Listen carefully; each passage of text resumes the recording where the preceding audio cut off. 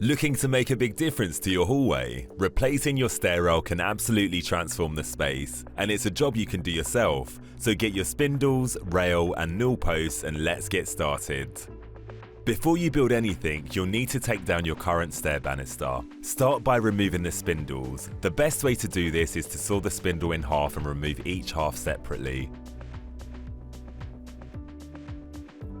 To remove the rail, unscrew the fixings in the newel post and pull out the rail. Different rails will be attached in different ways. Ours had a wooden plug that needed boring out with a Forstner bit, and then the fixing inside needed unscrewing from the front of the newel post. Top tip, when removing the rail, it's a good idea to have another person around to hold and carry it from the other end. Next, you'll need to remove the newel post. Only remove newel posts if they do not form a structural part of the staircase. If you're using a one-piece newel like we are, we recommend that this is fixed central to the string and central to the first riser. Now remove the fillets from the base rail. You'll also want to take out any screws fixing the base rail to the string. If the rail has been glued and secured with nails, gently pry it from the string with a small crowbar and remove the nails afterwards. Once everything has been removed, clean up any sawdust with a vacuum. Now you may need to shorten your newel post before you install it. To do this, decide on the height you'd like it to be and use a miter saw to cut it down to size. The minimum height for a handrail is 900mm, so it's best not to cut the newel any shorter than 950mm. When we removed the previous newel post, a bolt and dowel remained. If fixings like these remain from your original posts, leave them in and measure where they will sit on your new post. Drill holes to fit these existing fixings and dry fit to make sure the newel post slots into place. Apply wood glue to the holes and onto the side of the stair base using a paintbrush to spread the glue across the surface. Push the newel post into position, knocking it in with a rubber mallet. For our newel post, we used a socket wrench to secure a nut onto the existing bolt. Yours may be different, so check the instructions for installation tips. Use the measurements from your old base rail to sketch out where you'll need to cut the new one. Then double check the angle of your stair rail using a sliding bevel.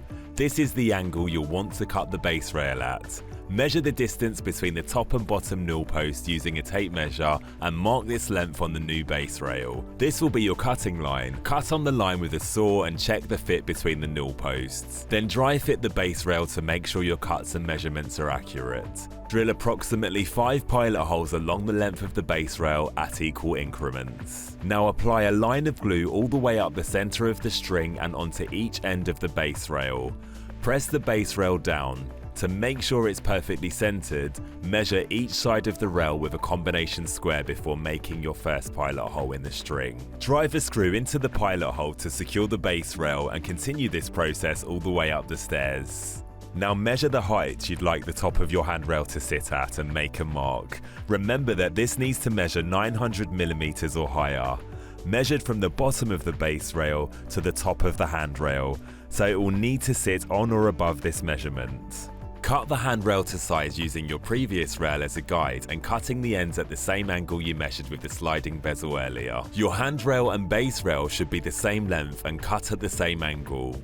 Dry fit the handrail between your newel posts to check it fits. Then find the center end of the handrail and drill a hole into it with a 6.5mm drill bit for softwood or 7.5mm drill bit for hardwood. With your handrail on a flat surface, drill your hole, making sure you're drilling perfectly straight. Then drill a countersinking hole using a 12mm drill bit. You'll only want this one to be 10mm deep. Little tip, begin drilling at an angle so the tip of the spade bit catches the wood, then gradually straighten out as you go. Then secure the handrail to the newel post using a handrail-to-newel fixing kit. This is essentially a screw with a hinge that lets you fix the handrail to the newel at the correct angle. First, use an adjustable spanner to drive the screw into the handrail until the center of the bracket hinge is flush with the rail face. It's a good idea to do this slowly so you don't damage the wood. Use an offcut of your handrail to mark the top and bottom edges of the rail, then mark the center of where it will sit. Draw a horizontal line across this center point and continue it around to the inside face of the newel post. Make a mark 25mm into this line. On the inside face, use a 25mm drill bit to drill a hole 60mm into the post. Back to the front face. Use a 12mm drill bit to drill into your centre marking until you intersect with the previous hole you made. Now you can sand off your pencil marks. Place the fixing nut into the large hole on the inside face of the post, flat side first. Dry fit the handrail and then apply wood glue to the fixing. Insert the handrail screw into the smaller hole and then tighten the mechanism up with a hex key in the larger hole. Now confirm the angle of the rail. Measure the height between the base rail and the handrail. You want to measure from the bottom of their recesses, as this will now be the height of the spindle.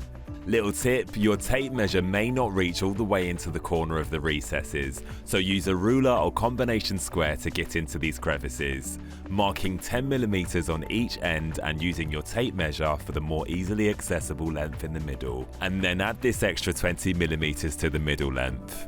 Cut each spindle at the angle of the rail, both at the top and bottom. These cuts should be angled in the same direction. Get 2 spindle offcuts and place them on the base rail 100mm or less apart horizontally. Find the rake measurement between them and keep this number in mind for later.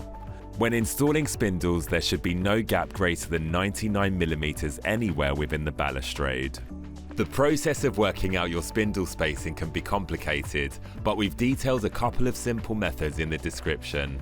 There are also loads of additional tools online that can help you with this step.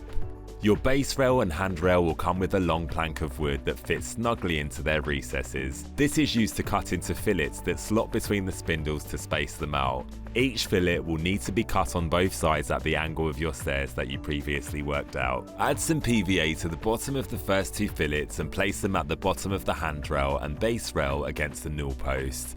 Use a nail gun to secure them into place. Apply some PVA to both ends of your first spindle and slot this next to the fillets.